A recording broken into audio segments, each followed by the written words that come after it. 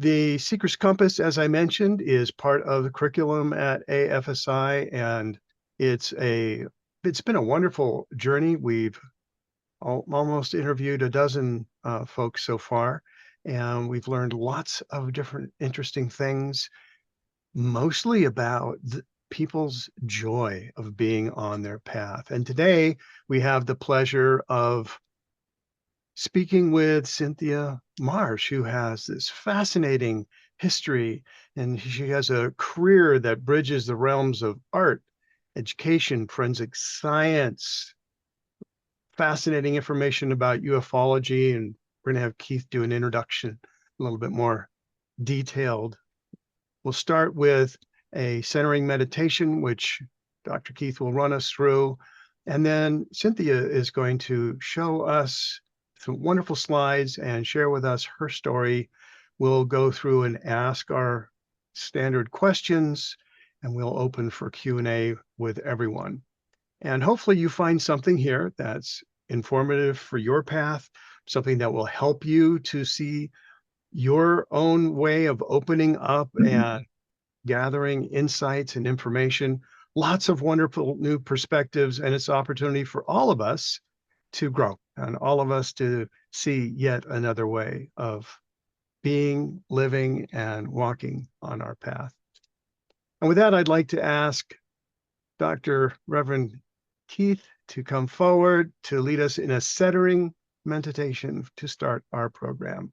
Dr. Keith, over to you. Good morning, everybody. Thank you for coming. It's really wonderful to see everyone. So I'm going to ask everybody to try and sit up straight, kind of adjust how you're sitting. If you're on a very soft chair, you might want to move toward the front where the bar goes underneath, and so you have a little more support.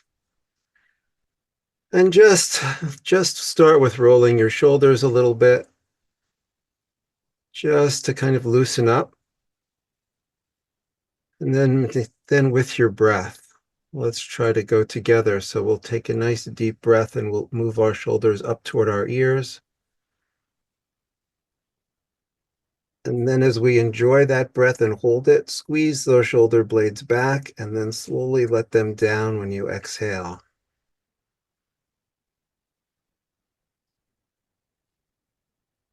And we'll do that 2 more times.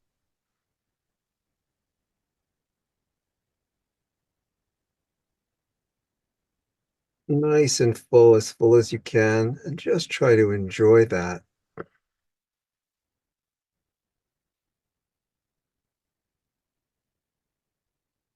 All paths speak about the energy in the breath, the life energy.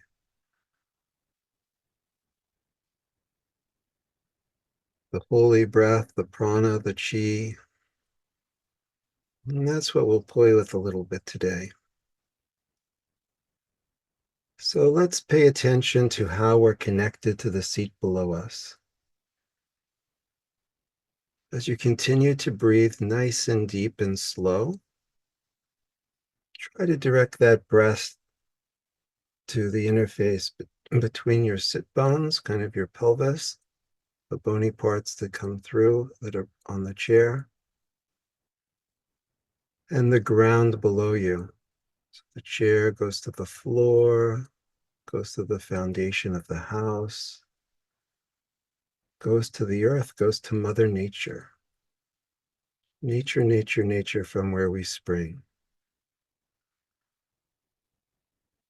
Couple breaths just connecting that pelvic bowl to the earth below us, our structure, our support.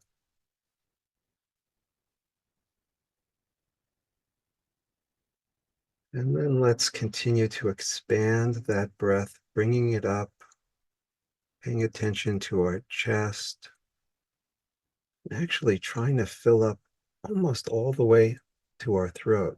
So really nice, deep, full breaths. And you can move your shoulders if you want, nice up and back with the breath. We'll take a few of those, starting in that pelvic bowl, moving all the way up. How much can you fill your chest? Can you feel those ribs expand?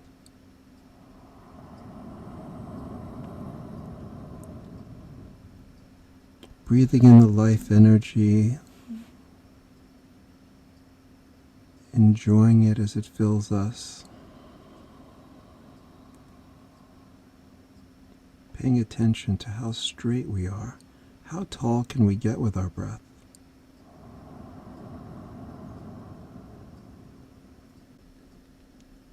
Well, thank you, everyone, for joining in that. So we have more people that joined, and that is great. Well, I have the pleasure this morning of introducing Cynthia Marsh.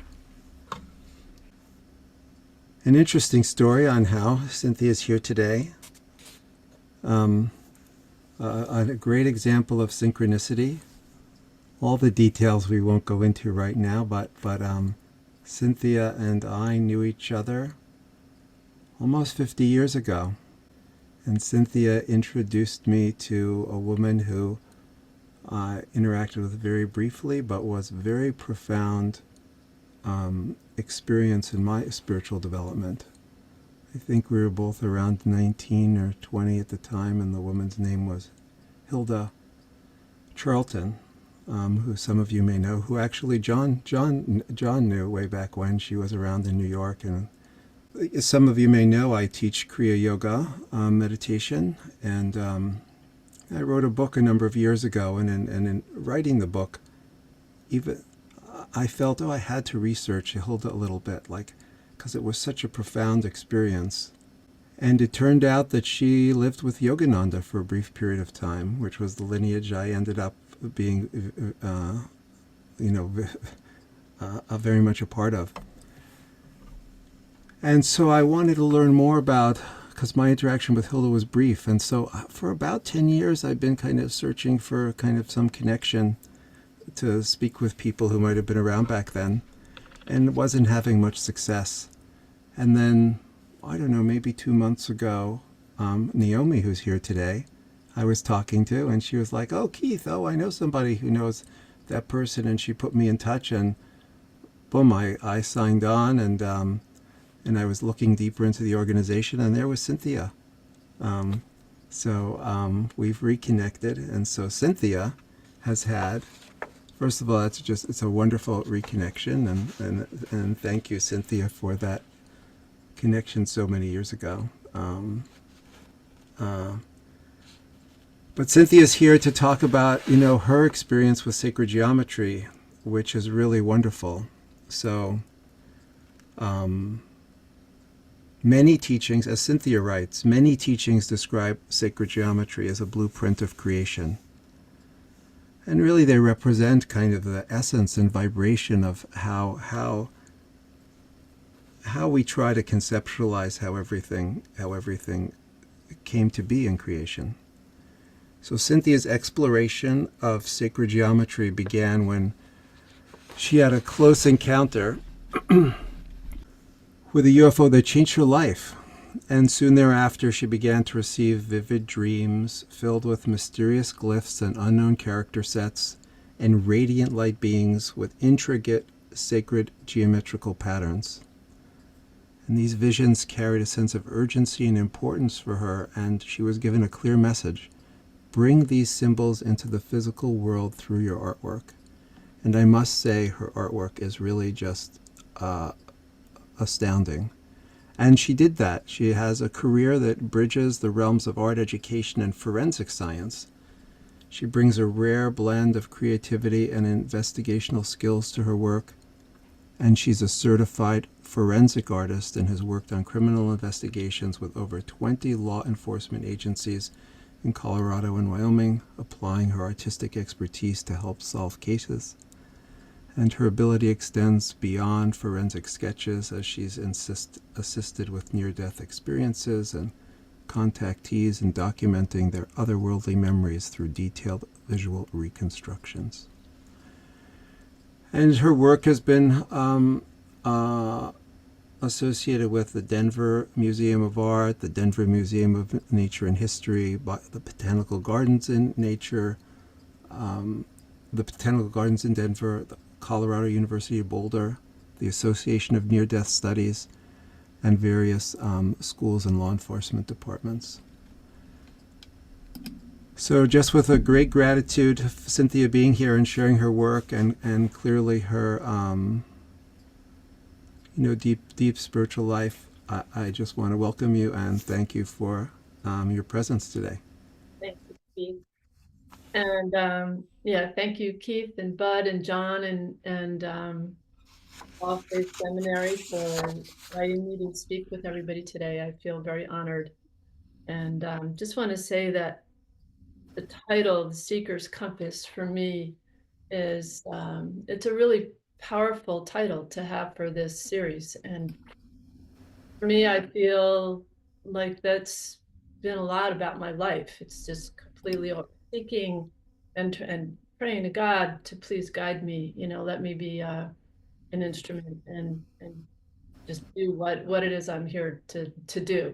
I've always sort of felt like let's just get down to it now, And um, so anyway, I am going to go ahead and share my screen so that I can begin telling you my story.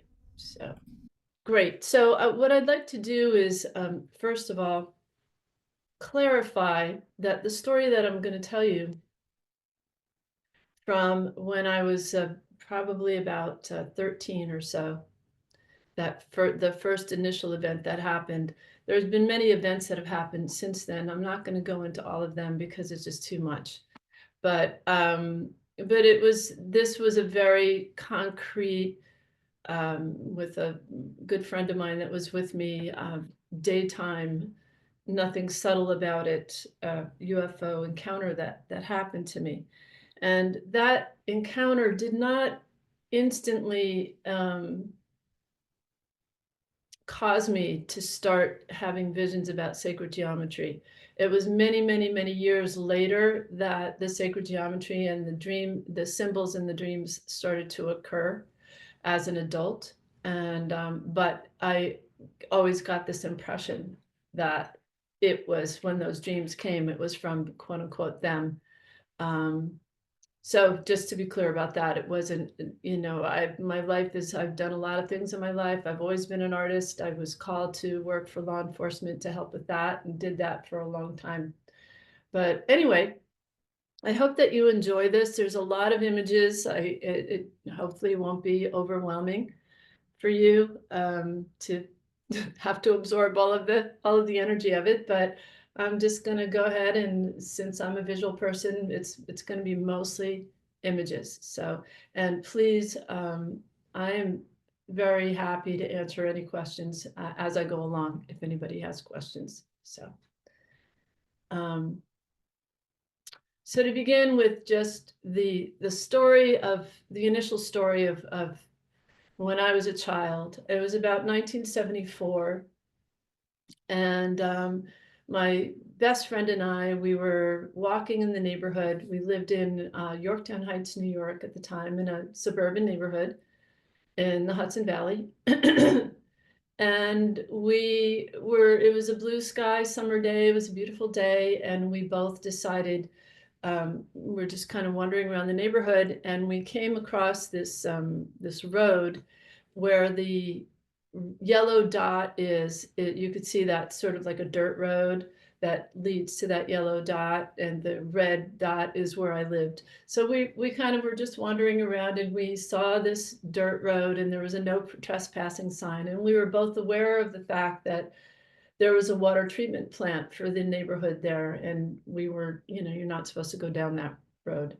But we decided to do that. We decided something called us to go down, pass a no trespassing sign, and go into the forest there. So this is a more modern day photograph of it. I think at the time it was just a dirt road. This I just obviously got off of Google Maps to give people perspective of what we're looking at here. So we just began wandering down this road, and this is this is an aerial view, a modern aerial view of what that site looks like. At the time, I'm not even sure if now it is a water treatment plant, but at the time there was a large circular cement water treatment form that was there, probably around where that yellow roofed structure is. But anyway, so we walked down towards what seemed to be like the end of that road, and when all of a sudden there was this humming noise that was very disorientating, and I just sort of looked around, and I could just speak for myself at this point on, because my friend and I weren't discussing what was happening at this point. So it was a humming noise. It was disorientating. I looked towards the water treatment plant and saw it moving, and to try to determine, is the sound coming from that? And the sound was not coming from that. And we were standing, if you look towards where the darker asphalt is, we were standing just about right there. And and then I looked sort of straight ahead towards into the forest there, and right there, right above us, was this UFO that was very low. We were standing in front of it, not directly underneath it, but in front of it enough to be able to see underneath it, and also the side, sort of the angle in which I created this image. And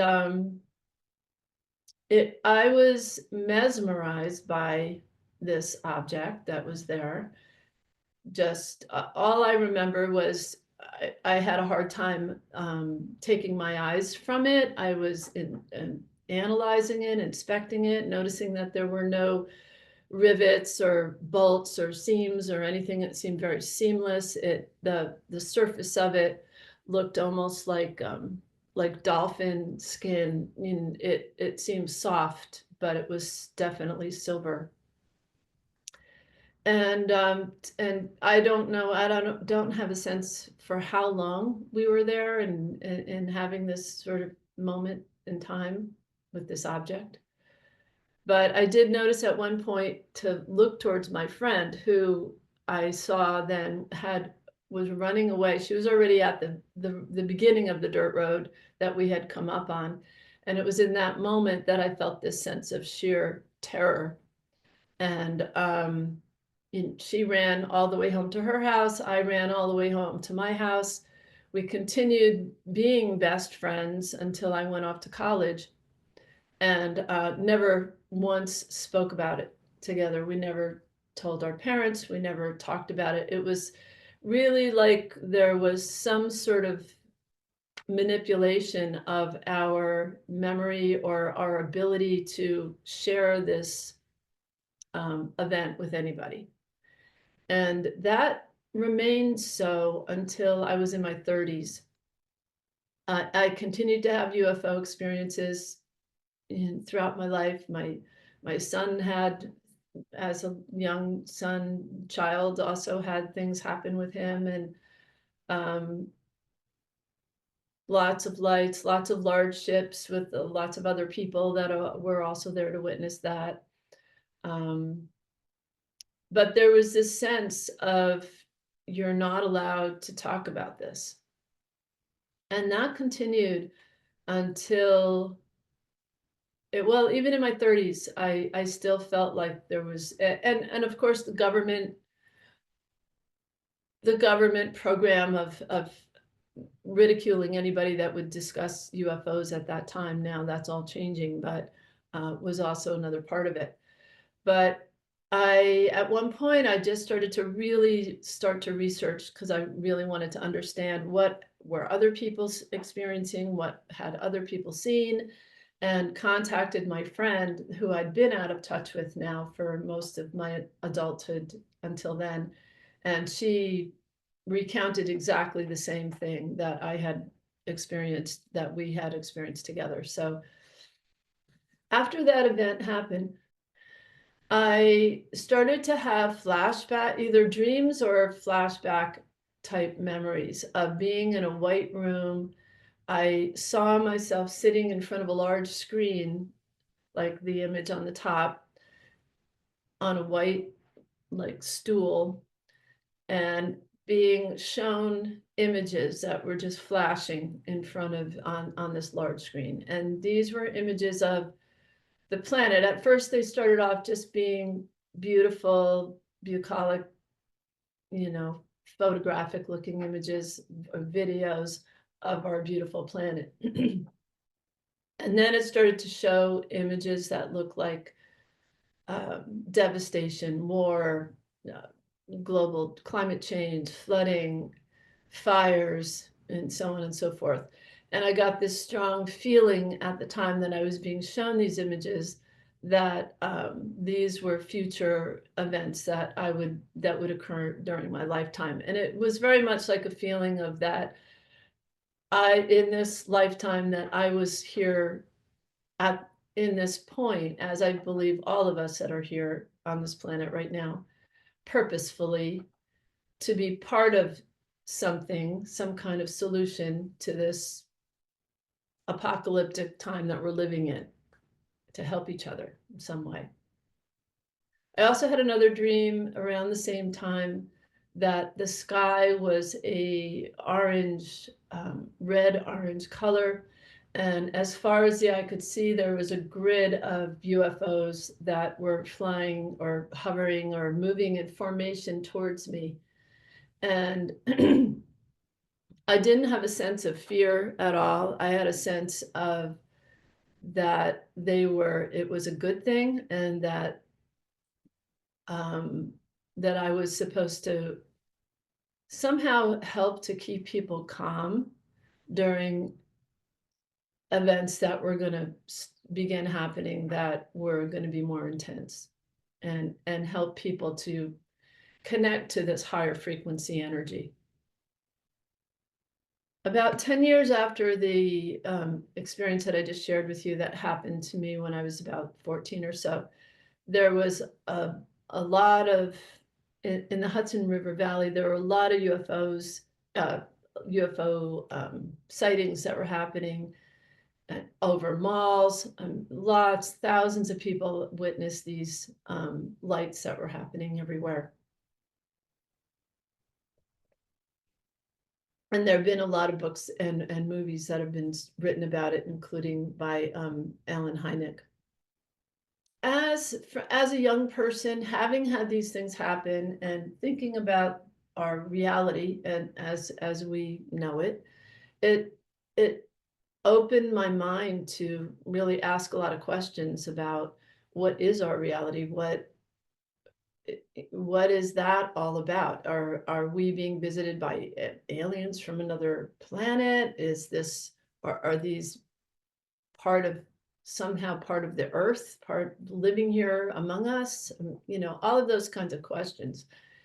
And I feel like it made me feel a lot like a stranger in a strange land, having had this experience happen, because most people haven't had that happen and aren't deeply contemplating at a young age what is the meaning of life and all of that. So a lot of I feel like that opened me up to all of this list of a lot of different abilities that maybe I was born with. It's possible, because I always felt like, as far as tuning into other people's feelings and thoughts, I thought everybody did that. And then as I got older, I realized that it was actually slightly intrusive for you to let them know that you actually can read their mind, you know, things like that. So I've learned over time to just sort of shut that down a little bit, unless there's somebody that's asking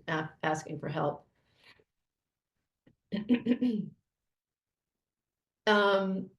Keith mentioned that I've worked for the police as a forensic artist, and was doing that in 2012 in Colorado. That's when I began. I got trained and I got hired by Denver PD. And then because I have a background in art, my ability and a background in also, like I was just explaining, being able to tune into what they're thinking. When I would interview victims, I could really tune into them pretty well and help them, you know, they would help me and I would help them to create images that were documents of their memories, which was all about what I did.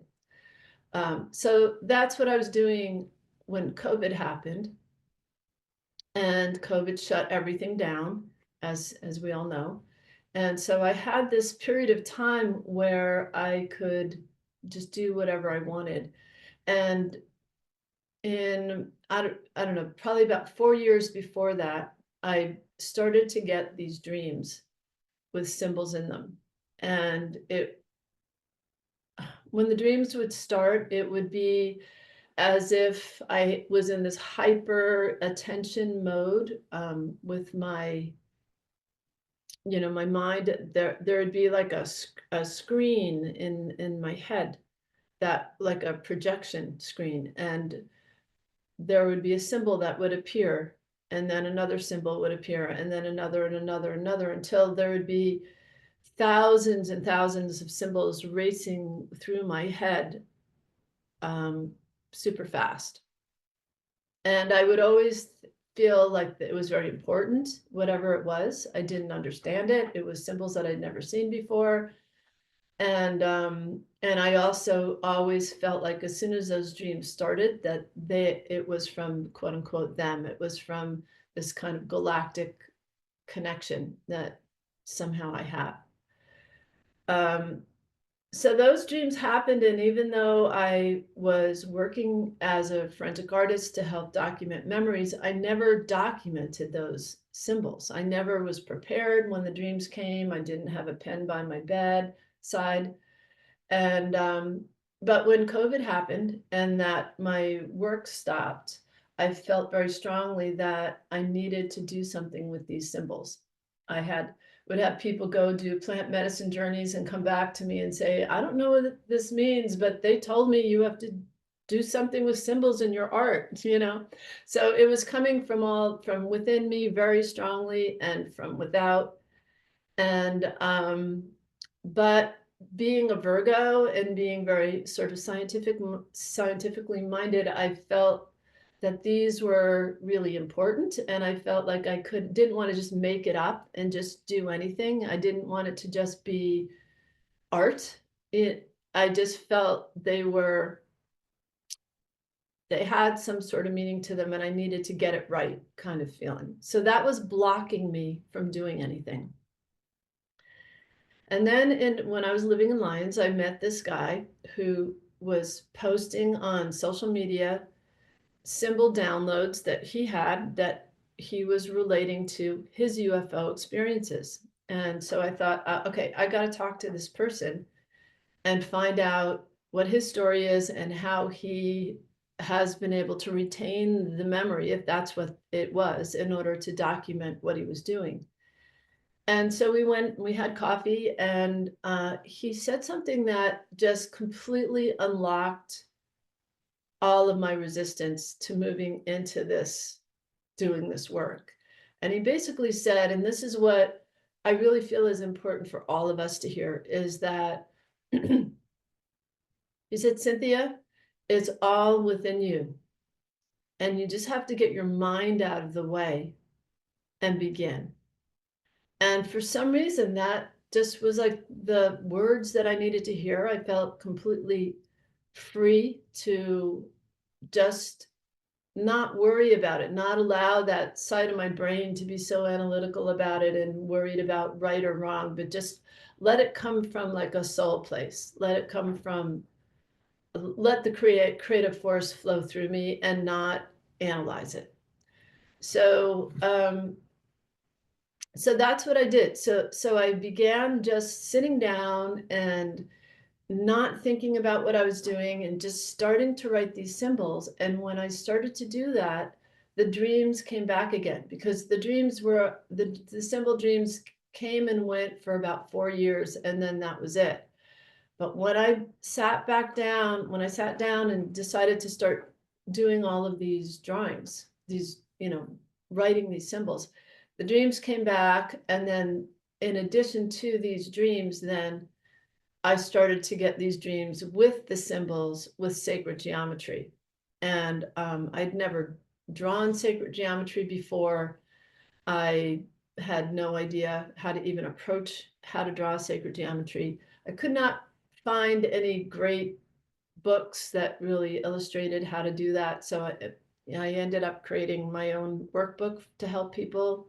That was sort of step by step on how to do basic geometric forms. But so this whole PowerPoint is really just to show you the evolution of the work and the different insights that I've gotten for myself, and so a broader lesson for all of us in doing this work. So at first, what I would do is get up in the morning after having these dreams and just get my mind out of the way and just start to draw whatever. And I would find that I felt directed. I felt like I was being, I would do them really quick. I mean, this particular drawing was done just in a few minutes. And the symbols that are outlined in rectangular boxes there, they're actual symbols that I did wake myself up when I was getting these symbols in the dreams and wrote them down. So those are actual symbols that I remembered and wrote down from the dreams. A lot of these dreams too, there's a layering of symbols and sacred geometry, and the feeling was that the sacred geometry is actually information, and that there's many multiple layers of information, and even just one individual symbol that I saw in my dreams. Like if you think of the word Christmas, there's so many things that come to our mind with that one word. You could think about Santa Claus and the food that you eat, and snow if you live on the East Coast, and lights and trees and Christ and all of so many different things, music. The information that I get intuitively from these symbols that I've gotten is that each individual one of these symbols has this huge amount of information locked within it. And so this was just a quick drawing that I did, which was my impression of souls, like souls on the other side, soul groups together, connecting, reconvening, planning. And I did have a dream about, I was being told that we are in this fifth epoch right now, and that there's this huge amount of energy that's been made available for us to tap into, and that our guides and all of the beings on the other side have gone to great efforts to give us the opportunity to tap into this huge amount of energy, huge amount of love that we can tap into right now to transform ourselves and the planet, but that it's underutilized. It's not being tapped into enough, and that we really need to take advantage of that. I call this a schematic because this was a quick impression of a dream and I didn't include the other ones that go with this, but sort of like schematic layers of a UFO, if you would slice it in sections.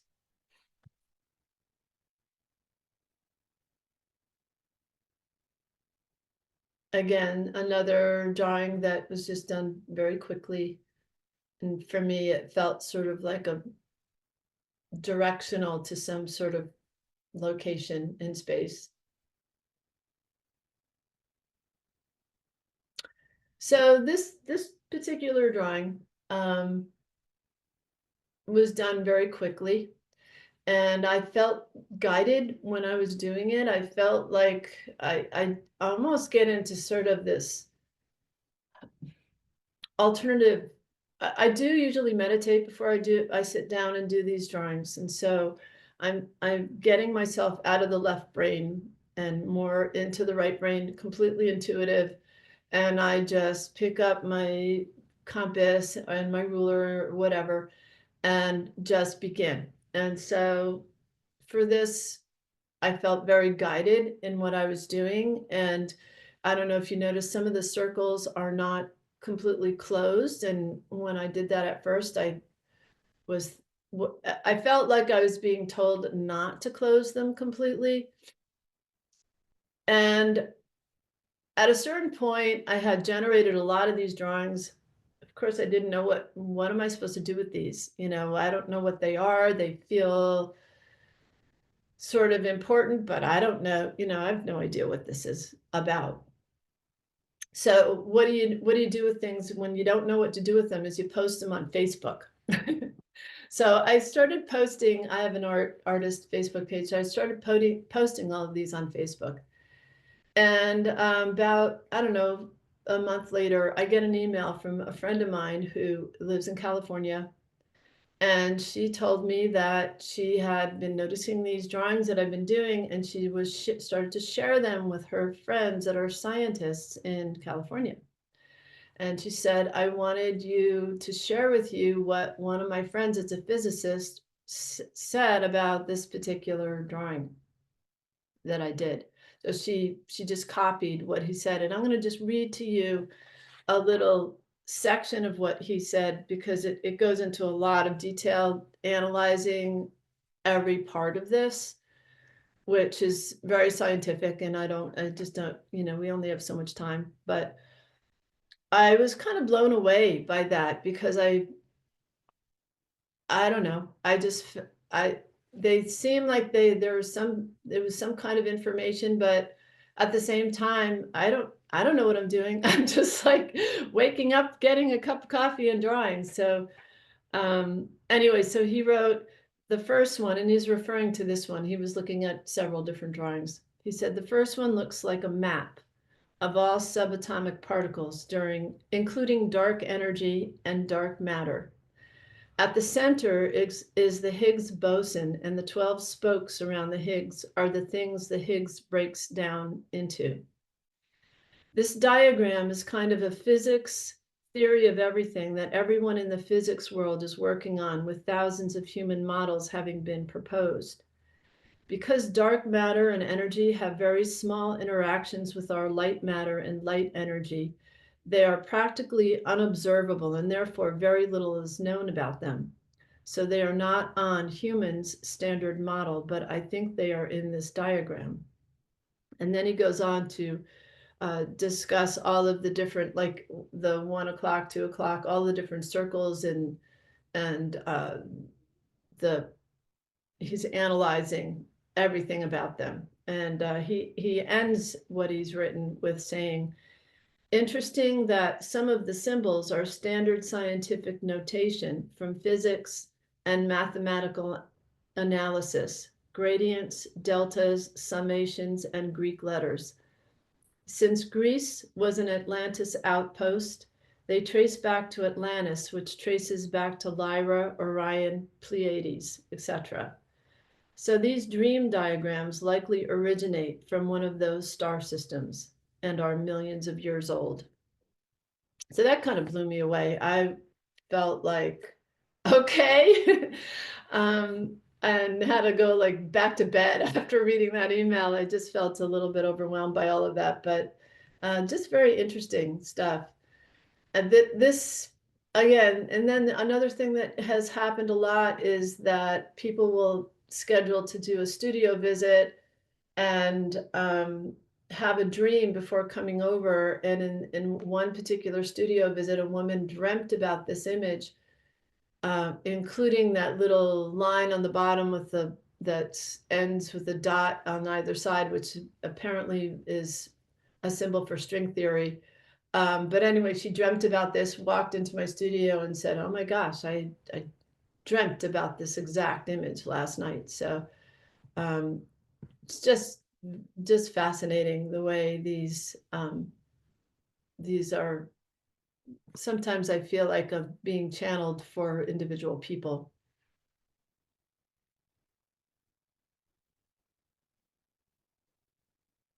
So I'm just gonna go through, and if anybody has any questions while I'm just advancing, please feel free.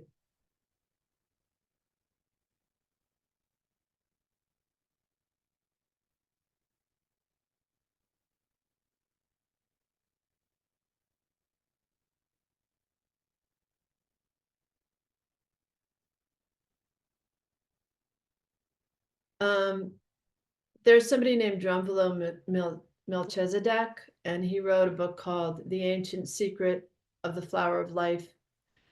And one of the things that he wrote about it that sort of resonated with me, because as I said, I was talking about trying to get the left brain out of the way in order to do these drawings, is that he talks about the purpose of drawing sacred geometry.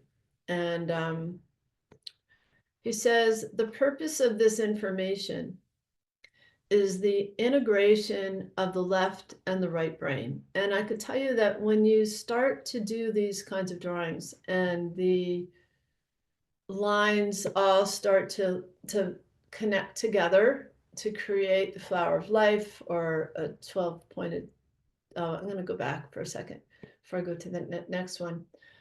You could feel it, like you could feel it in your brain, and you could feel a sense of a shifting that happens. And this is sort of the crux of why I teach this and why I do this, is that the actual drawing of sacred geometry, and I think this is why the ancients used to use this as a practice, is that it actually does shift your energy. And you could start off, if you remember, when you're in a troubled state, or you're having some, things that you're really concerned about, to sit down and do this as a practice, as a meditative practice, and put love into every single line that you're drawing. It shifts your mind. It shifts your brain into a space, into a feeling of joy.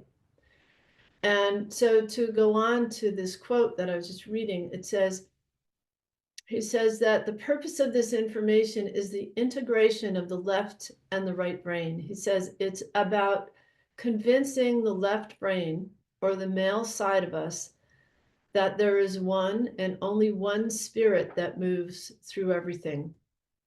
Once the left brain is convinced, then integration begins to take place, and we begin to move from polarity to unity consciousness. And he talks about when this shift is going to occur in consciousness, that that we will be manifesting things much more instantly. And right now, we don't manifest things that instantly, and that's probably a good thing, because we don't have full control of our minds.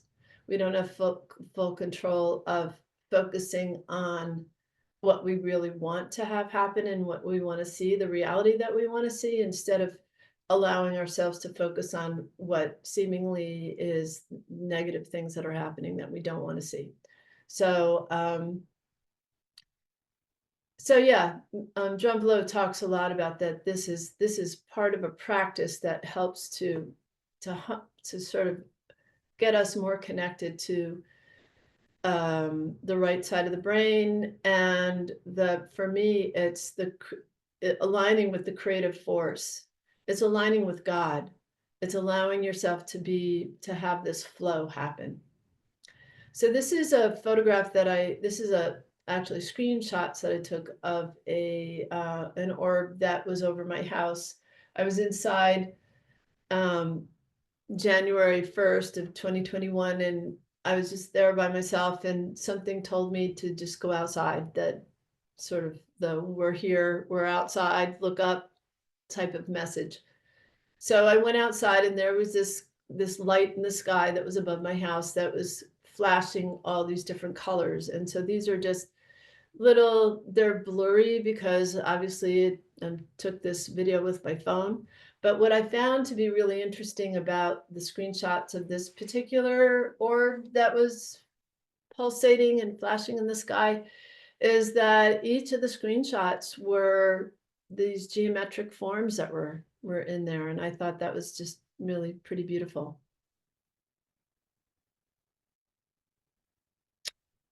So now I'm going to give you some examples of, I started off with the black paper. Now I'm moving to a different color paper, and I'm starting to tune more into these orbs that I keep seeing over the sky, the energy that I'm getting from those orbs, and trying to translate that into the art that I'm doing.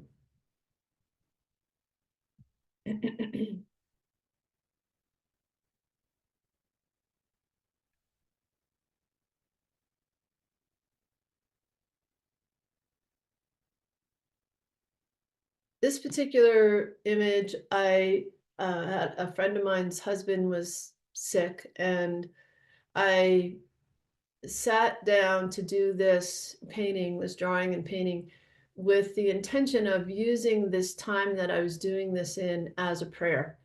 And every line that I drew, I was, had meditated first, and I was really trying to put healing and heart-centered energy into every line. And so the doing of this kind of art becomes a meditation, becomes a prayer. It aligns you with this high frequency energy, the art, creativity, creative force, that the God force, and allows it to become part of our 3D world.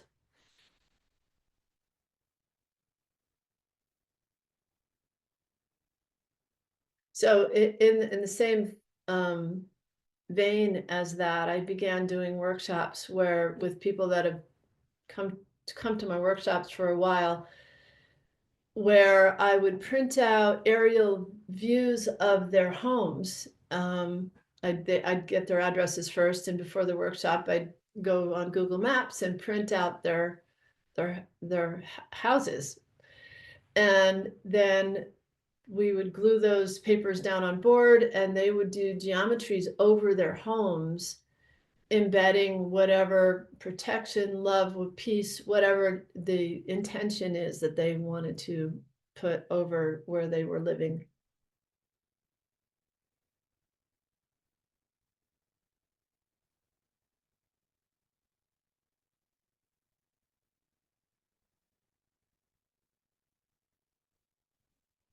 So slowly I'm starting to integrate more color into these. This was an original on a large canvas, and you can see from the ones before to this one. Now, I had an experience. I went to Hawaii during COVID, actually twice, to teach, and had some pretty profound experiences in the water there in Hawaii with the dolphin. I wasn't swimming with dolphins, but it just happened to be in an area that the dolphins would go to sleep and rest in. And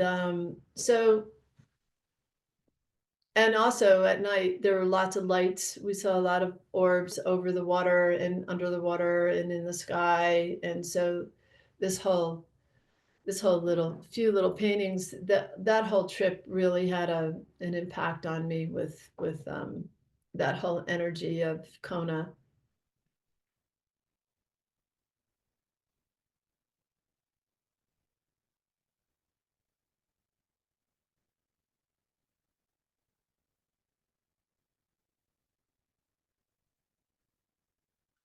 These are So these are just absolutely amazing. And I just wanted to say, Cynthia, keep going, don't stop.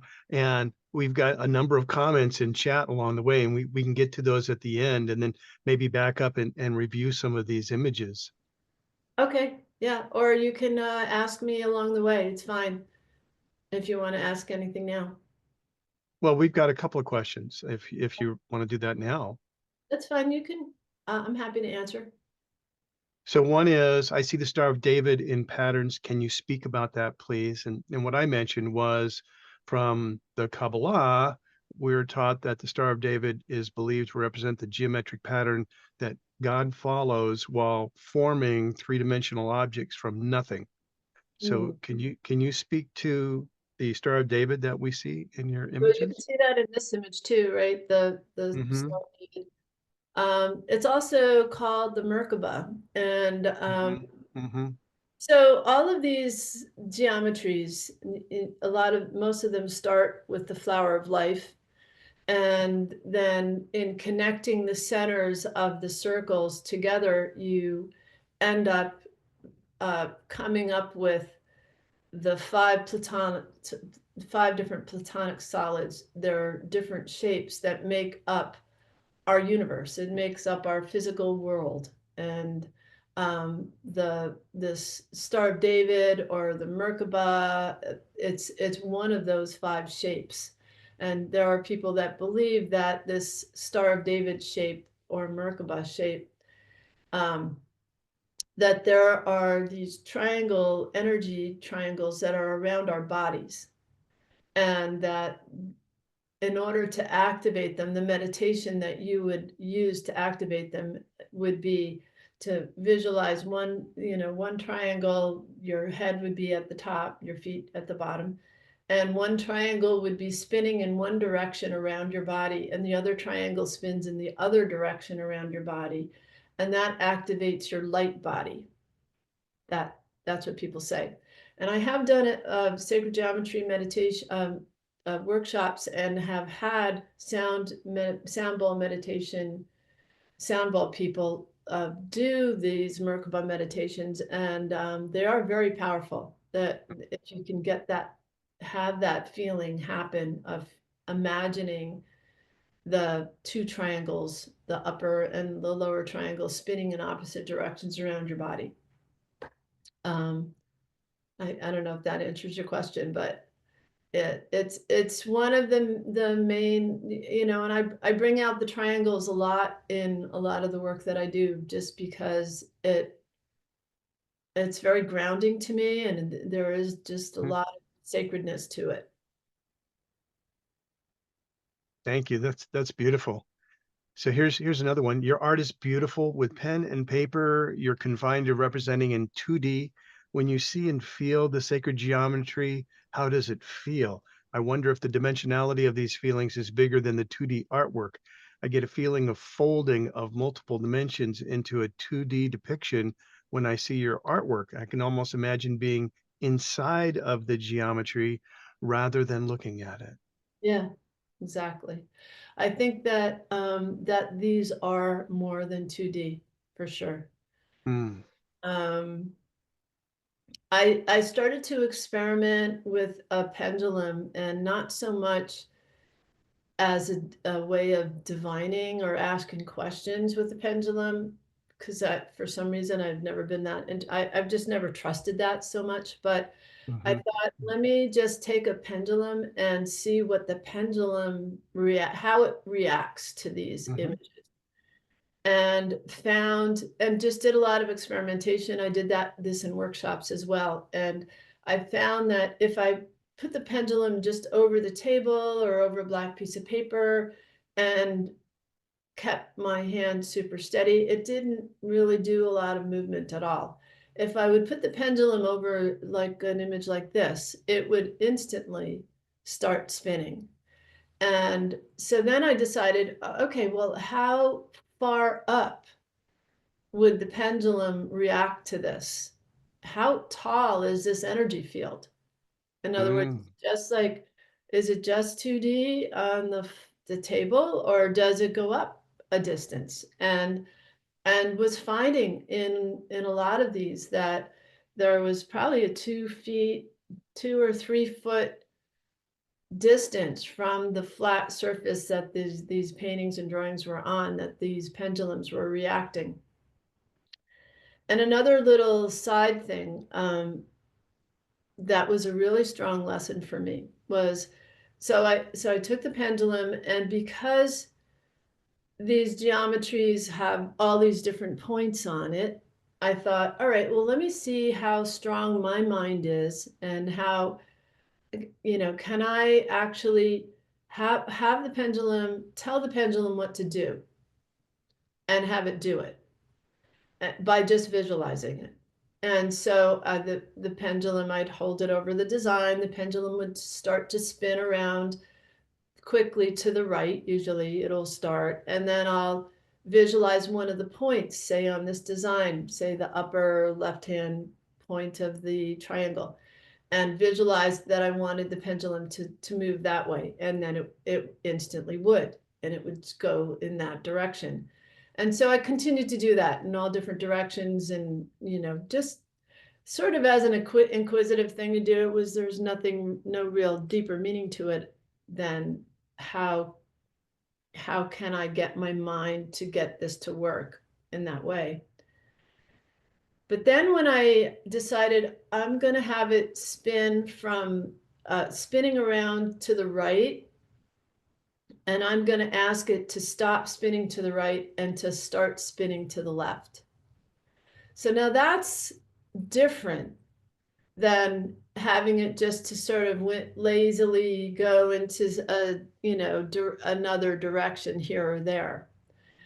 But I got to the point where I was able to get it to go from spinning rapidly to the right to like stopping and spinning rapidly to the left. But what I realized that I needed to do was that it was like a heart-centered energy that I had to put into it. I had to completely visualize it, even though this pendulum was spinning rapidly to the right, and I could see it and I could feel the energy of it. I had to visualize the opposite. And I had to visualize that even though I could see it spinning to the right, I needed to visualize it spinning to the left. And I needed to start to break that momentum with my mind and push it with my mind and with my heart and get it to spin in the opposite direction. And the lesson that I got from that was nothing about a pendulum. The lesson that I got from that was our reality right now, and the time that we're living in right now. Even though we are observing war and we're observing a lot of negative stuff happening on this planet, it takes effort. It takes a lot of effort to do what I believe that we're all here to do. But we need to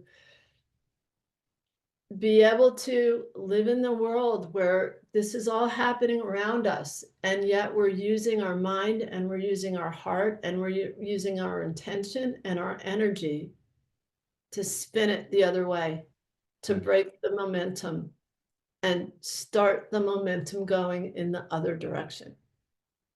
That's the lesson that I got from that, from using the pendulum. And it was interesting because I talked to my students about that a lot, and they were so fascinated to try it.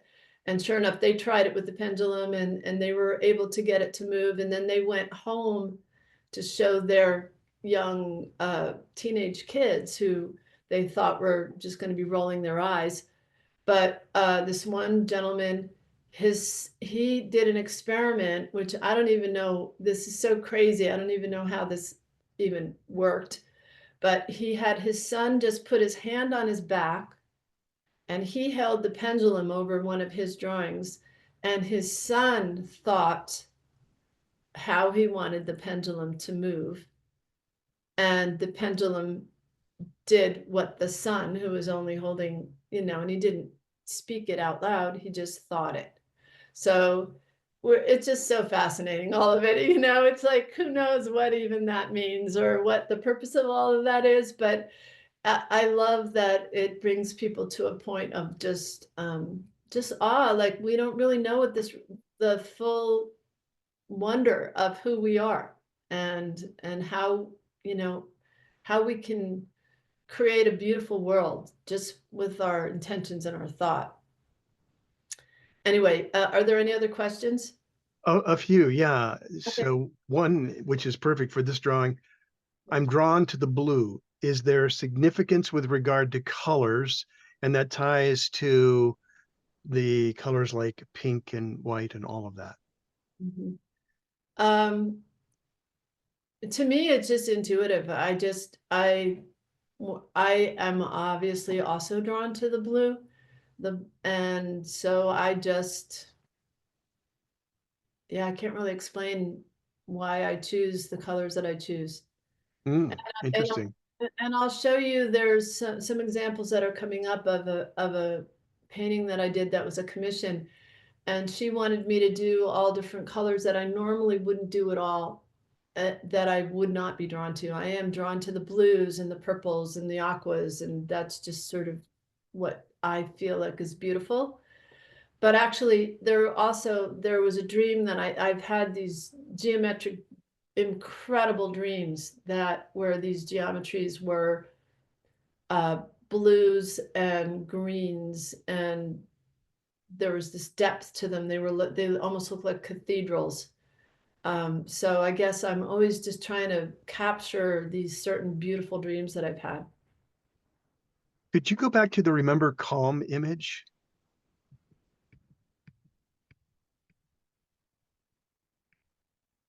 So we had a comment that was asking what was the inspiration for that beautiful image.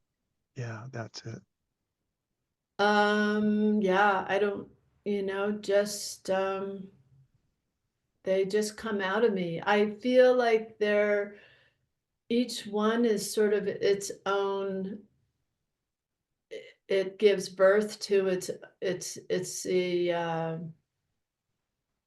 illustration of an energy that's alive, if that makes any sense. So it's just I don't know. I I think the lines that were coming out of it were just supposed, the background, the texture of the background was just supposed to be this energy. But the remember calm is what I was saying before, is that to be to be to remember that we're supposed to be grounded and centered in this space amidst everything else going on. Lovely. Wonderful. So if you want to keep advancing through the slides, the next question is, over the years that you've taught this, have you had any feedback from geometry teachers? Apparently Dean's 10th grade geometry teacher was quote unquote way out there in personality. I have not had any feedback from geometry teachers, and I wish that when I took geometry, they actually let us play with compasses like this, Oh yeah, clearly. Yeah, no, I have not. So I wanted to tell you a quick story about this image. So this was an example of what I'm trying to do more and more is, if I'm in a state of conflict or worried about whatever, to, instead of being immersed in that energy and that feeling and that worry and that sadness, to actually sit down and begin doing these drawings. And so I did that with this one. I had started it and I had stuff going on, family stuff going on that was really, really worrisome and really concerning to me. So I thought, I'm just gonna use this as a practice. And because it always, I put beautiful music on that I love, and I just start working on this and get into this zone. And during the course of the time that I was doing this painting, I heard sometimes titles come to me. And so in the answer to the painting, Remember Calm, it's very likely that when I was doing the painting, that those words came to me. And so then I just write it down in the back. So when I was doing this, I heard the title, When the Ancestors Sing. And I thought, okay, that's interesting, So I put that down, I write that down on the back, and I continue working on it. And there's that silver bar on the bottom, that's silver leaf. And I had in my mind all along known that on the bottom, under that silver leaf, I wanted to do some sort of symbols. But because the title, When the Ancestors Sing, came up, I started to think about my ancestors. And I have a great grandmother who was from the Micmac tribe in Canada, in British Columbia. No, not British Columbia, in Canada. And I woke up one morning and I was wondering, I wonder whether or not what sort of writing that my ancestors did from this tribe. And so I Googled it, and what came up was this beautiful writing, and it's the Ave Maria prayer. So I've got a very deep connection with Mary, and so that's what I then put on the bottom there. So I thought that was a really cool connection. This is a 64 tetrahedron geometry. It's very difficult to draw. And I was referring to a dream that I had. I had a dream that I was driving past a body of water, and there were these geometric forms that looked like this, that similar to this, but they were like the size of a cathedral, and they were like 4-dimensional.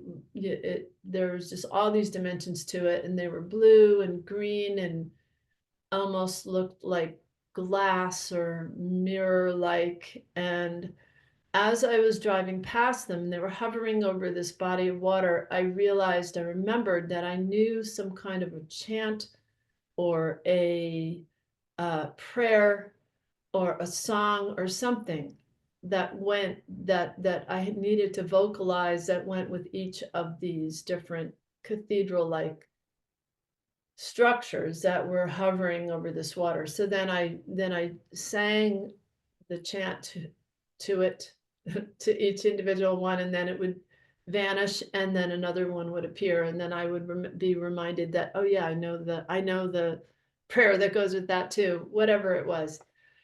So that's been something that I've been trying over and over again to remember how to illustrate. And this is it's not exactly what I dreamt, but it's my effort in trying to capture it. And this is it again, and I just changed the color on it.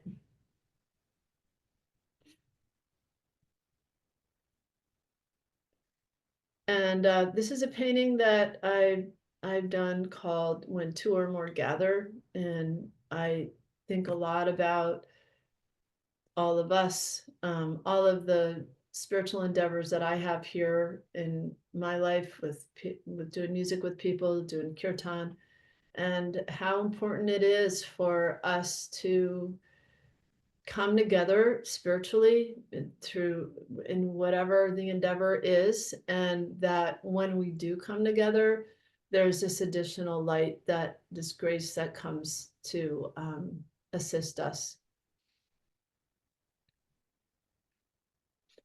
So this was the commission that I was talking about. It was a large painting, and my friend wanted multiple colored geometries in there. And normally I wouldn't have done a red, like that doesn't call to me so much, but she wanted to have all the different chakra colors represented. So, but it was for me, it was a great exercise, and it was a way for me to visit colors that I would not normally use. How big was that? This was quite large. It was, I want to say maybe 4 feet wide. Wow.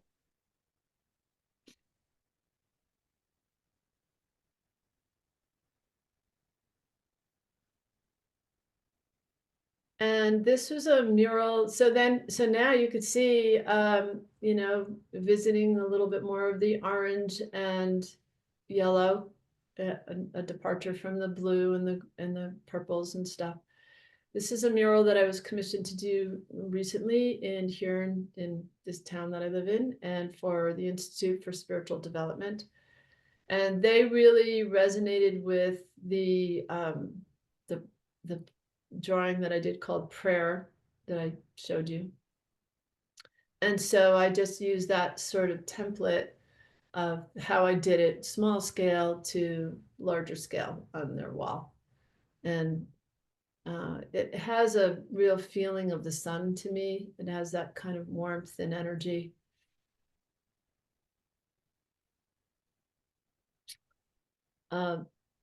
This is, I showed you an image of this. This was the first image that I showed you, that where the colors shifted from black paper, and then I started to use this other colored paper. That was what this was printed as on canvas, large. And then the person that had the print done brought it back to me and said, can you hand paint into it, embellish into it? So then it ended up changing and being a new original with these other embellishments on it.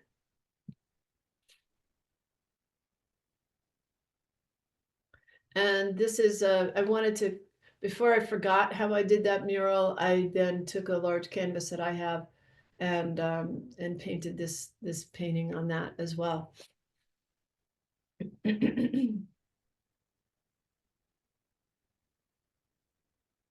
Again, this is the same geometry I showed you before. This is a smaller G-clay, I think probably a 24 by 24 inch print that I mount on board, and then I can hand embellish it. And so I really like playing with the gold, the metallic gold on top of the matte paper, because it is so much like the dreams that I've had of being shown this many layers of dimensions of three-dimensionality or four-dimensionality that that I'm seeing in these dreams.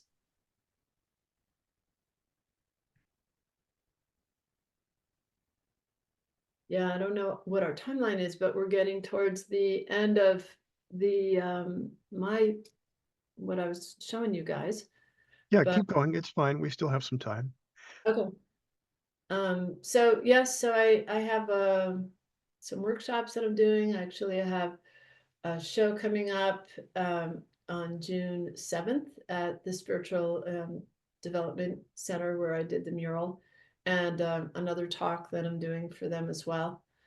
And this is the workbook that I put together. I found, as I was mentioning, when I first began doing this, there were no real workbooks out there. All of the books on sacred geometry that I could find were very intellectual and very much analyzing either the platonic solids, or it's very, very scientifically based, whereas I just really felt like that's all great, but I just really want to know how to draw it. That's all. I'm the scribe. That's all I really need to know. That's all I really need to do is do the drawing. I don't really need to get into the intellectual part of it, because then it's too much left brain for me. I need to just be focused on that. So I created this.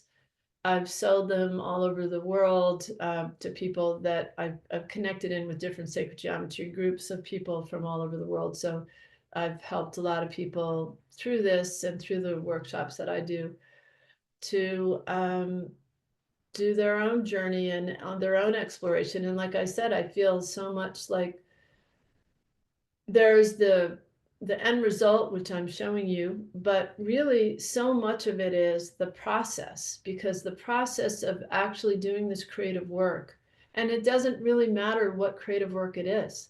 It could be music. It's whatever you feel drawn to do. That there's just this huge amount of energy that's being provided to us right now, that if we tap into it, it's transformative. And it doesn't only transform us doesn't only transform us out of being in a cranky mood to feeling good, but if we change our frequencies, if we change the way we feel and who we are, energetically, that has an impact on everybody that comes into contact with us, and even people that we never meet, because we can have an impact on our town, just living in it, in our city, and on our planet. And there's been studies that have shown that. I'm going to have to get your book. And I do have a question, though. Do you include suggested tools? Like, is there a particular compass and protractor and things like that that you suggest using? Yeah, I've written down in the workbook what I would suggest getting. You can always, if you do get the workbook, and if anybody's on social media, I have a Facebook group called Sacred Geometry Soul Work, and it's for people that are working on learning this and want a private group that they'd like to join where they could share the drawings that they're working on and or inspiration or whatever. But uh, you know, just ask me if you want any guidance as to what to get. And it's like a decent compass. For me, the most important tool is a good compass. The more metal you can get, the better. Plastic compasses don't, you know, they break easily, and then it's just frustrating. And then I usually get an adapter tool that I put on my compass that I can put pens into. And Mm. so I use acrylic pens that can go on any color, uh, you know, paint or paper or anything like that. So it, as you might have noticed, my drawings are a lot about how do I make drawings and paintings that look like light is coming out of it. So I like to use a lot of line work that's a lighter color, like a white or a lighter color. But yeah, you can just ask me and I can give you a list of what I would recommend. Fantastic. Fantastic. And now we have a little bit of time that I just want to make a couple comments. Naomi made a wonderful, insightful comparison of Masaru Emoto's photographs of water crystals as well as 3D real crystals, right? Any inspiration there or connection? Well, I'm very inspired by all of that. I mean, not only the water crystals, but sound. Sound Mm, there's a direct correlation between sound frequency and it can, if anybody's ever seen where people vibrate a large yeah, the surface. cynetics. Yeah. Right, exactly. And you can see that it's all geometry. It's all, Hmm. you know, and also with the water crystals, if you focus really positive thoughts and heart-centered energy on water, the the uh, the formations are these beautiful formations, and then if you focus really negative energy on it, it's very fragmented, and you know, there's not as much unity in it. That makes total sense. Yes. And that is a lot of what that work that he spoke about was all about. It was very, very cool about the energy that you put into the water, the Yeah. blessing of it, and the differences. And I think earlier Don Kunze had his hand up. Don, did you want to ask something or share? Yeah, I wanted to ask if you're familiar with Walter Russell and his art. I that name sounds really familiar to me. Can you tell me a little bit more about what he does? Well, he was a polymath back in the 1800s and early part of the century, and he kind of did everything, but he got very involved in a lot of art. And then at the age of 21, he had a 39-day enlightenment, which he left his body, and he wanted to know how the universe was created, and he was taken up and he was given all this information. And from that, he started drawing a lot of art with science. And I have a couple, if you can, I can want to share one screen or so.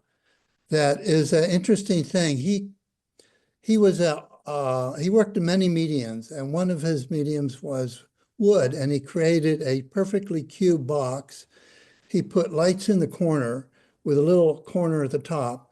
And when you looked into it, you got this very mystical view of creative light.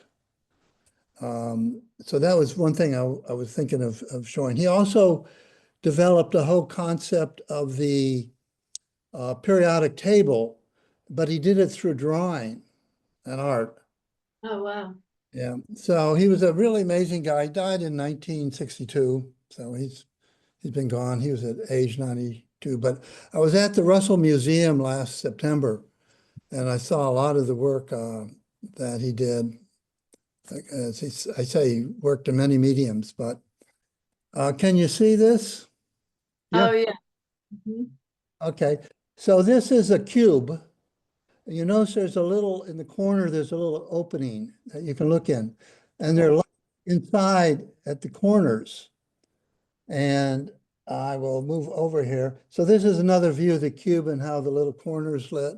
It's actually a much smaller corner, but opening, but it's not something that would show up like that on my camera. This was one of his drawings of his new version of the periodic table. Wow. Okay, now this one is looking into that little spot. And this is what you see when you look inside the cube. Amazing. Okay, so That's- I was going to say, he just used many mediums to express in art a lot of his experiences in his illumination and his understanding of science. But that's what I wanted to share. That was it. How did he Thanks, do Don. that? How did he do that in the box? Well, he created a box. I mean, he was an art. He did woodworking, he did sculpturing, he did fine arts, he did a lot of different arts. But the latter part of his life, he really focused on a lot of his science that he got from his illumination. So what he did is he created, it's got to be very, very specific in terms of the dimensions and how you build it. But this was how his mind worked. So it was, the sides were built, it had to be exactly parallel, certain size, consistent, and then putting the little lights in the corner, it's operated off a little battery on the outside. It's really fascinating. Anyway, so it's just another dimension of you look in this, it's three-dimensional. I'm just showing it in two-dimension right now. Yeah. Yeah, but anyway, Thank you for showing that. yeah. Thanks, But Don. you can go to his website, which is philosophy.com or philosophy.org, one of those. And that was university started, so. Wow. Thank you. Thank you, Don. So why don't we go ahead and move into our questions, if that works for you.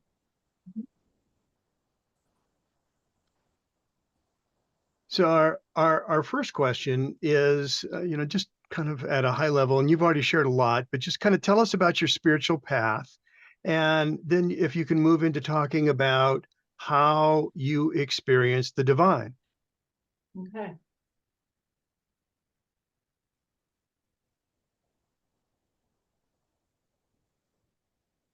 I guess to answer your question about my spiritual path,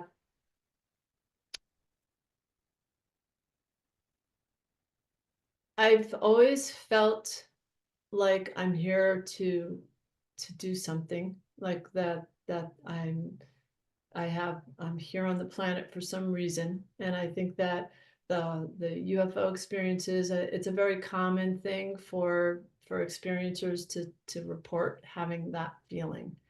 And so I also get a huge emotional in the gut feeling when I think about being in service to others and helping. Like, I feel like I could get emotional about just talking about it, but helping to shift what's happening on the planet and helping consciousness shift.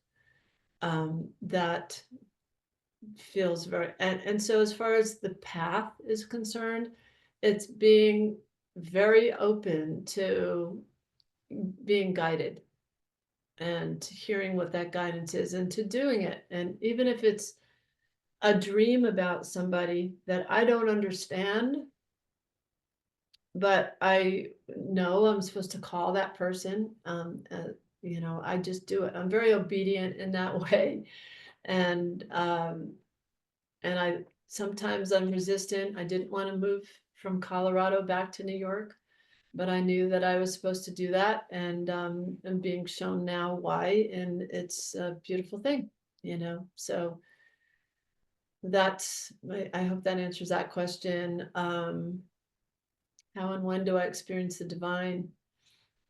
And that ties to the second question, I think. which is what do you experience when you're deeply aware of divine presence? Mhm. I experience a feeling of when I'm doing some of these drawings and where I feel like I'm really showing up to be a kind of like a scribe, to be bringing in these energies into this 3D world. I feel complete joy. I feel complete connection, like heart opening. It's just very profound.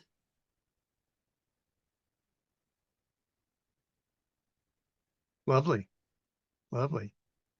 So what challenges have you had on your mystical path? Challenges have been real world issues that happen, the disasters, things that happen to people in my life, um, major changes that happen in our lives where we feel that there's a everything is under control to nothing is under control. And I think that I've gotten to the point in my life now where when challenges happen that I have no idea and how they're going to be fixed, Mm. I don't really worry so much about it anymore. The way I think about it now is that I tell God, I can't wait to see how you fix this, because it's going to be, because I know, like, as we get older, we can look back in our lives and we could see there are so many times when we felt like there's no way I'm going to get out of this situation. This is the end, this is it. I'm done. I'm like, it's like, there's no solution. And then there always is. And there always is a miracle. There's always something that happens. So I've just gotten to the point in my life where challenges that happen, I have the faith to know that, and the understanding to know that just because I don't know how it's going to work out doesn't mean it's not going to be this amazing miracle that I'll live to tell about. So that's the way I look at it now. That's actually very wise. What do you love about your path? Um, I I love being able to connect to people and being able to be a creator, somebody that creates beautiful things. And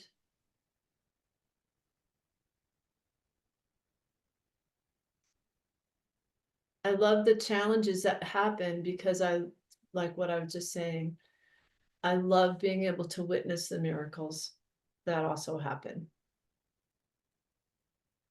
Yes, they certainly do, especially when we're available for them, which it sounds like you put yourself into that place, Cynthia, of willingness, of being available, which Uh, is so important, so important. So what is your spiritual practice? Do you have one? Do you do something on a regular basis? my spiritual practices, um, since moving back here to New York, I started a kirtan band, which, if anybody doesn't know what that is, it's a Sanskrit prayer put to music, chanting, and we have a bunch of amazing musicians. I about a year ago just put a call out, seeing who in the first of all, where can I go to do this practice, and it was nowhere around. So I thought, let's just start something. And we have created this incredibly beautiful large group of people that gather together, and we sing and we meditate together, and that's happens in my house every week. And then we play out publicly once a month at a local church. So there's that. There's doing my art, which is a spiritual practice. There's Of course. meditating, which is my spiritual practice. I don't do that every day, but what I've learned, Keith has mentioned, my teacher, Hilda, And back in those days, I felt like the meditation practice that we were doing was very much going up out of the body to get into some, connect with the divine, and then just to come back in, and then you're dealing with the life. But my spiritual practice now is more of an embodiment of that energy, an embodiment of groundedness, of just trying to stay in a mindful state all the time. And I also have chickens and a dog, and they keep bringing me outside a lot, which being outside in nature is definitely for me very grounding and a way to really connect with what's important, I think. Wonderful, wonderful. So if someone wanted to learn more about, obviously, sacred geometry, you've given us the website and your email. Is there anything else that you would suggest for people who are interested in exploring sacred geometry? Well, I'm not the only person that you can learn sacred geometry from. There are lots of books. There's Drumbelow that I mentioned. He wrote a book called The Secret to the Flower of Life. He has book 1 and book 2. I put a link in chat earlier to Drumbelow's website, which has his books on it. Yeah. It's more metaphysical, maybe less how-to than with if you wanted to actually sit down and do the drawings, then I would recommend getting my workbook, because it would it's like you don't even need to read English to understand it, because it just follow the pages from page to page, and it's pictorial. If you're on social media, if you're on Facebook, there are lots of sacred geometry groups that connect people from all over the world. There were 20,000 people on them, and you could find a group of people that are very encouraging and doing a lot of different sacred geometry work. And there's a lot of very well-renowned teachers, which I would have to think about their names and write them down, but there are a lot of people that are teaching this. Well, aligned with what you were saying earlier about being the scribe, is there a mindset that you move into as you're doing your drawings? I think that what I was mentioning before about the friend that I met for coffee, the mindset for me is to get the left side of the brain, to get the analytical side out of the way, and be more, in my workshops, we always start meditating first, which I really appreciated doing that today. And that so that you can just connect in with your intuition. Try to hear your intuition, try to just be playful and allow and not feel like everything that every mark that you're making and everything that you're doing is some kind of thing that you have to keep for the rest of your life. Just be experimental, be playful. There are a lot of the drawings that I showed you today, if they got too detail, or if there were too many lines at a certain point, when lots and lots of lines connect up, you can feel it in your head. And I would start to almost get a headache from the energy of it. And early on, I would take the drawings to the sink when I was using pens that were not permanent markers, that could be manipulated with water, and I would rinse them off. Literally, I'd rinse the line, and then I would dab it dry, and because there was interesting stuff happening on the drawing. Half of the design was still there, which I thought was kind of cool looking, kind of like ancient looking. So then I would continue working on it. So I guess just be really free. Just be like a kid, be like a child, and don't worry about things having to be perfect, because that's the side of the brain, that's the ego side of the brain that wants to analyze everything. It reminds me of Bob Ross's Happy Little Mistakes. Yeah, exactly. Right. And Honestly, I do. I think about that. If I'm doing one of these drawings and feel like I'm making a mistake, I change that way of thinking. I'm like, no, it's not. And the other thing too with AI, not to bring up a totally unrelated subject, but I love the fact that the drawings that I do are not perfect. They're made by a human being, and there's an Mm, energy that a human being puts into art mhm. that is not there. It's not the same if it's done by a computer or done by AI. It's just there's a humanity to it that I think is I really appreciate. And important, very important. I Yeah. agree. In just a moment, I'm going to invite John and Keith to come forward because I'm sure they have some questions for you as well. But I have two questions. One, have you ever looked at the 3D printers and how they're doing sacred geometry? There's a whole big group of people that are doing that. I have not. I'm aware of 3D printers, but I have not really looked at what they're doing with sacred geometry. Yeah, do a search 3D printers, sacred geometry.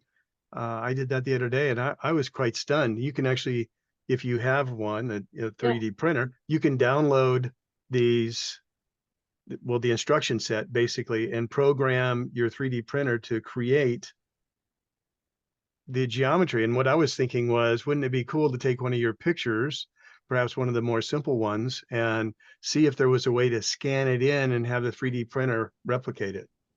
Yeah. Well, there are a lot of people that are creating, and I know people that have three-dimensional geometric forms made out of Right? copper. They have them Oh, over the copper. net, or Interesting. they have these grid systems that they meditate in, and they do have a lot Oh, of. right. I've seen that. The pyramids that people make to Yeah. meditate in. Sure. Yeah, very, very, very cool. Thank you. And you've referred to my second question, and then I'm going to have Keith and John come forward. My second question was UFOs or UAVs You mean UAPs? or UAPs? Yes. Okay. Um, well, your question is, what's the terminology, or what's Yeah. Do you feel, towards one direction or another? I'm just curious. The terminology unidentified aerial phenomenon came about as a way for the topic to be brought up and better digested, because Mm, the word UFO had over time had been so ridiculed by the government intentionally that a lot of scientists, people didn't want to go down that road at all because of the mm-hmm, mm-hmm. ridicule. They're being concerned about losing their careers if they went into that. So Right. UAPs was a way that Leslie Kean and others coined that term so that it can be revisited in a way that sounds more technical, or something like that. It gets the little green men out of the picture. Even though they're there. But yeah, right. So, John, Keith, was there something that you would like to share or ask? One thing I'd like to ask is, what is the Institute for Spiritual Development you mentioned? Is that in Oneonta? I guess I go up to Syracuse about once a year to do a talk, and I was just curious what the institute is. Institute for Spiritual Development is a national organization with different local organizations. So there's one in Oneonta, there's probably one in Syracuse as well. Hmm. And yeah, so Diana Friedel is the local founder here in Oneonta, and she's also a minister. And a lot of the people there, I think, are involved in channeling and connecting in with the other side. So is that a church, or is it more like a research center, or? I think they might have themselves set up as a church. Okay, thank you. Thank you very much for your, I love the whole topic of sacred gear. It's just fascinating, fascinating topic. I also had, I'll mention, when I was 15, an encounter with 5 flying saucers. So one was on the farm in Missouri, uh, walking home from school with a girl, and there were 5 of them in the air, Wow. 2 at the top and 3 down below. And nothing happened except that her eyes just became fixed on that, and I guess mine too. And then uh, I they just disappeared like that. And she turned and looked at me and she said, "What was that?" And I said, "I don't know, but something happened during that. There was a time miss thing. I don't know how else to explain that, but so They anyhow, they can also manipulate our time. So you could have been uh, having a full day of events and then been brought back to a second after you first saw them. yeah, there was something like I never figured that out, but there was also a place. It seems like I was in 2 places. I can't say what the 2 places were, but that's all I can say. Yeah. Yeah. Did it have a lifelong impact on you, or was it just kind of a quirky thing? No, it was my experiences was kind of a quickie thing. Mhm. Yeah. A long time ago. Yeah. 1958. My goodness. Oh, I think Don wants to say something. I had a question of whether you ever drew a picture of the UFO that you saw at age 14. Yeah, that's a good question. A lot of people ask me that because I mean, I work to document people's memories, but for a really, really, really long time, I was not even felt like I was not even allowed to talk about it. And I finally, many years later, started really pushing through that resistance to talk about these experiences that I had. And I think part of it was in reading so many books about different accounts, and there are some people that were writing about these experiences as if they were a positive thing. Some people were writing about these experiences as if they were a very negative, bad thing. And there was sort of cognitive dissonance that was happening in my brain about it, because I knew that something has happened and continues to happen to me.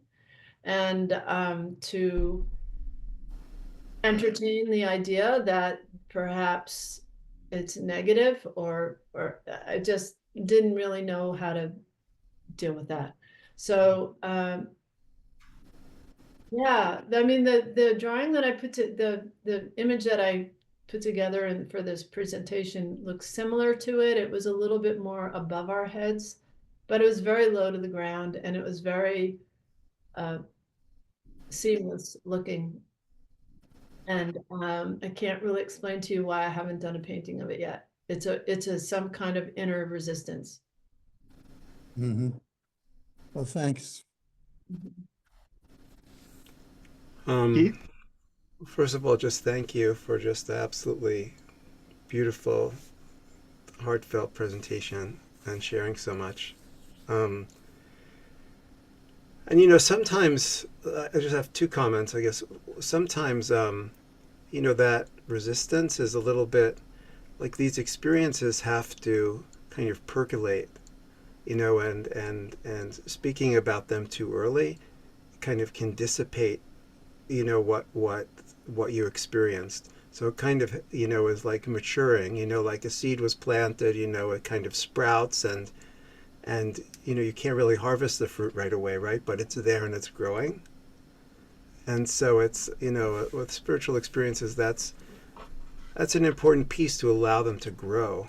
Um, so maybe that's part of it, but I also hear the resistance, but maybe that was a way to kind of help it kind of come to maturity for you. But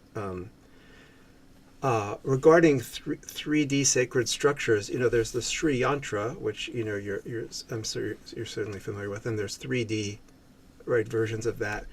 And there's a couple around New York. I'm pretty sure in Rush, New York, they're building one, and I think there might be one also in.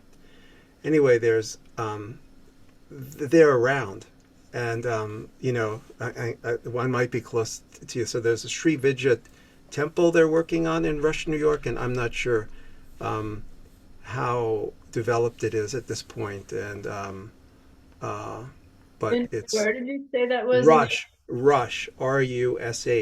I think it's not far from Syracuse or Rochester. It's up there, right? It's in that realm. But Yeah, anyway, there. yeah. Anyway, just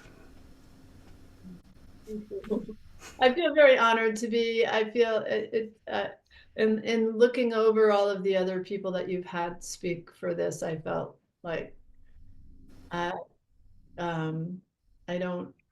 I'm not at the same level, but I really do appreciate everybody coming. no. I don't think you are at the same level. And the other people will get to your level, in hopefully in the future. Oh, thank you. One of the key concepts is getting out of the way, Cynthia, and that's what you've been demonstrating and talking about. Yes. You know, we've had a wonderful comment from Lynn about step back and let him lead the way. And as we experience the divine in our own way, and all of our mystics talk about that, that expression needs to come out. I mean, it wants to come out, right? And it comes out in different ways. Everyone has their unique particular path. The most important thing is answer the phone, pick up that calling and express it, whatever Yes. that is, And with that, we're going to have to close. So I just wanted to say thank you. And Cynthia, any last words that you'd like to share? Well, I'll just say in response to what you were just saying is that, yeah, it's important to get out of the way and to be more playful and be courageous and realize that in getting out of the way and whatever your creative pursuit is that if you do that thing, that you'll be helping other people in ways that you don't know. Mm, Well like said. that's beautiful. So again, thank you. We appreciate all of you. And if you're interested, we'll have future explorations on the Seeker's Compass. Thank you for your time. Thank you for your love. Thank you for your participation. We appreciate all of you very much.